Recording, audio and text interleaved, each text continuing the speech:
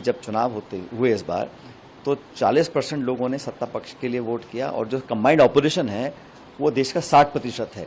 तो उन सब लोगों का, उन सब दलों का जो नेता प्रतिपक्ष होता है वो एक संवैधानिक पद है। उस व्यक्ति के बारे में अगर इस प्रकार की टिप्पणी कर रहा है कोई और पब्लिक प्लेटफॉर्म पर धमकी दे रहा है, जान से मारने की धमकी दे रहा है और सरकार कुछ नहीं कर रही, तो इससे ज़्यादा नकारात्मक रवैया क्या हो सकता है। भाजपा का प्रवक्ता नेता प्रतिपक्ष को इस प्रकार धमकी दे, वो बंद कमरे में नहीं दे रहे हैं, वो पब्लिक प्लेटफॉर्म पे दे रहे हैं।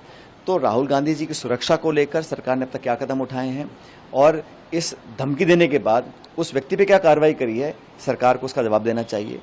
उससे बड़ी बात, जिस दल के वो प्रवक्ता हैं, भारतीय जनता पार्टी, उस बीजेपी ने क्या उसको उनको पद से हटाया है, उसको डिनाई किया है, उसको कंडेम किया है, उसको रिट्रैक्ट किया है? वो भी नहीं किया। तो प्रवक्ता जो बोल रहा था बोल रहा है, उस पर तो कानूनी कार्रवाई होनी चाहिए, लेकिन नैतिकता से देखा जाए तो भारतीय जनता पार्टी के प्रवक्ता हैं, क्या उनका फर्ज नहीं बनता कि एक नेता प्रतिपक्ष के खिलाफ कोई खुले सरेआम इस प्रकार की धमकी दे रहा है और चैनल पे दे रहा है और फिर भी आप उसको एक तरह से स्वीकार कर रहे हैं? उन्हें तो कार्रवाई करनी चाहिए ना। वो पार्टी तो उन्हीं की है, प्रवक्ता उन्हीं पार्टी के हैं और ऐसी धमकी देने से एक माहौल खड़ा कर रहे हैं, क्योंकि राहुल गांधी जी हर बार केंद्र सरकार को घेर रहे हैं।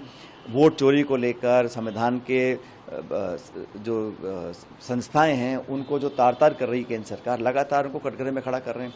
उसका जवाब ना तो सरकार दे पा रही है सदन के अंदर, ना सदन के बाहर। और इस प्रकार के एलिमेंट्स को अगर बढ़ावा मिलेगा तो निश्चित रूप से राहुल जी की सिक्योरिटी को भी सरकार को और ध्यान देना पड़ेगा और ऐसे लोगों पर भाजपा क्या कार्रवाई करे उसका जवाब देना पड़ेगा।